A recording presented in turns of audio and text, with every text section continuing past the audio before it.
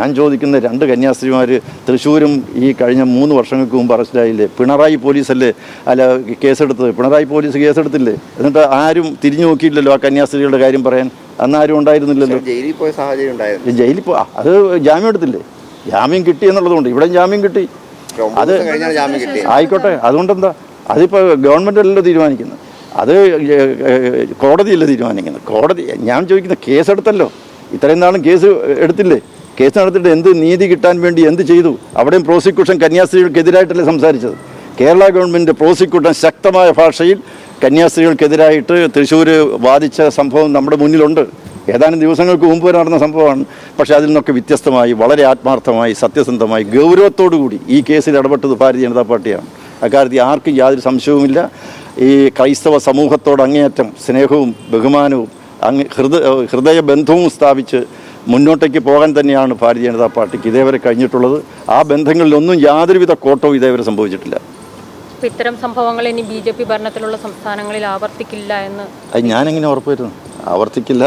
ഇതൊരു സംഭവം നടന്നു, ഒരു പരാതി ഉണ്ടായി, സംഭവം നടന്നിട്ടുണ്ടോ ഇല്ലയോ എന്നുള്ളതിനെ പരിശോധിക്കാനാണ് കോടതിയുള്ളത്. നീതിന്യായ പീഠങ്ങൾ അതിനുള്ളതാണ്.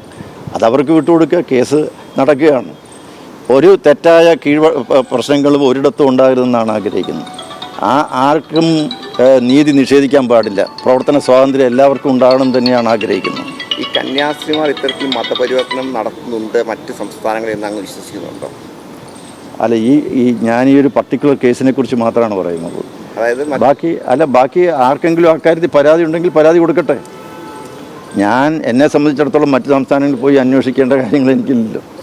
ആർക്കെങ്കിലും ഇങ്ങനെയുള്ള കാര്യങ്ങളിൽ പരാതി കൊടുക്കാൻ സാധിക്കുന്ന ഒരു ജനാധിപത്യ സംവിധാനമാണ് ഈ ഭാരതത്തിലുള്ളത്. അതിനുള്ള പ്രവർത്തന സ്വാതന്ത്ര്യം എല്ലാവർക്കും ഉണ്ട്. മതപ്രവർത്തനം നടത്താനുള്ള സ്വാതന്ത്ര്യം എല്ലാവർക്കും ഉള്ളതുപോലെ തന്നെ മതസ്വാതന്ത്ര്യം ഉള്ളതുപോലെ തന്നെ ആ മതസ്വാതന്ത്ര്യത്തെ ധ്വംസിക്കുന്ന നടപടികൾ ഉണ്ടായിക്കഴിഞ്ഞാൽ അതിനെ ചോദ്യം ചെയ്യാനും പരാതി കൊടുക്കാനുള്ള സ്വാതന്ത്ര്യമുണ്ട്. എല്ലാ സ്വാതന്ത്ര്യവും ഉള്ള ഒരു രാജ്യമാണ് ഭാരതം.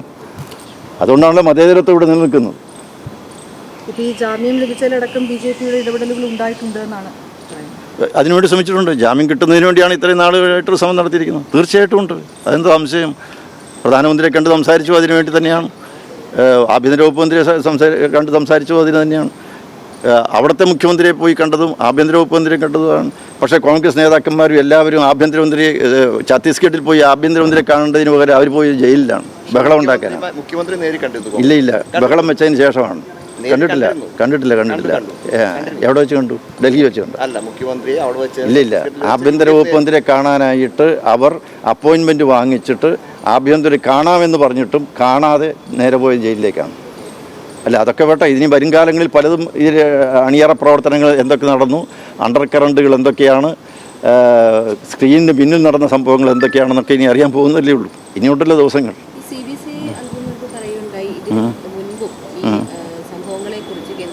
ശ്രദ്ധയിൽപ്പെടുത്തിയിട്ടുണ്ട്. സംഭവങ്ങൾ ആവർത്തിക്കാതിരിക്കാനുള്ള നടപടിയാണെന്ന് ആവശ്യപ്പെട്ടിട്ടുണ്ട്. പക്ഷേ വീണ്ടും അത് ആവർത്തിക്കുകയാണ്. അപ്പോൾ ഈ BJP ഭരിക്കുന്ന സംസ്ഥാനങ്ങളിലെങ്കിലും അത് നിയന്ത്രിക്കാൻ ഒരു നടപടി ആവശ്യം. അല്ലോ, ഞാൻ പറയില്ലേ, തൃശ്ശൂർ ഒരു സംഭവം ഉണ്ടായി. ഒരാൾ പരാതിപ്പെട്ട് കഴിഞ്ഞാൽ പോലീസ് FIR ഇടുന്നു.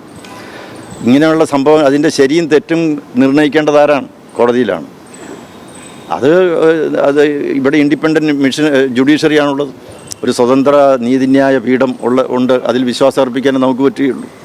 എല്ലായിടത്തും ഈ തൃശ്ശൂർ ഈ സംഭവം ഉണ്ടായിട്ടുണ്ട്. ഛത്തീസ്ഗഡിൽ ഇത് 3ാമത്തെയോ 4ാമത്തെയോ എത്രയോ സംഭവമാണ്. ഇതിനു മുമ്പുണ്ടായ സന്ദർഭങ്ങളിലൊന്നും ഈ പറയുന്ന CPMകാരോ കോൺഗ്രസ്സുകാരോ ഒന്നും ബഹളം ഉണ്ടാക്കിയിട്ടില്ലല്ലോ. ഈ കാര്യത്തിൽ ഒരു സംസ്ഥാന പ്രസിഡന്റ് ഇത്രയധികം ഉത്തരവാദിത്ത ബോധത്തോടു കൂടി അതിൻ്റെ പ്രാധാന്യം മനസ്സിലാക്കി ഗൗരവത്തോടു കൂടി ഈ കാര്യത്തിൽ ഇടപെട്ട് അദ്ദേഹം ഛത്തീസ്ഗഡിൽ ഇപ്പോഴുണ്ട്. സംസ്ഥാന വൈസ് പ്രസിഡന്റ് സംസ്ഥാന ജനറൽ സെക്രട്ടറി ഉണ്ട്. ഇത്രയധികം ഗൗരവമായിട്ടും വളരെയധികം പ്രാധാന്യം നൽകിയും രാഷ്ട്രീയ പാർട്ടിയുടെ നേതാക്കന്മാർ ഇടപെട്ടത് ഭാരതീയ ജനതാ പാർട്ടി മാത്രമേ ഉള്ളൂ.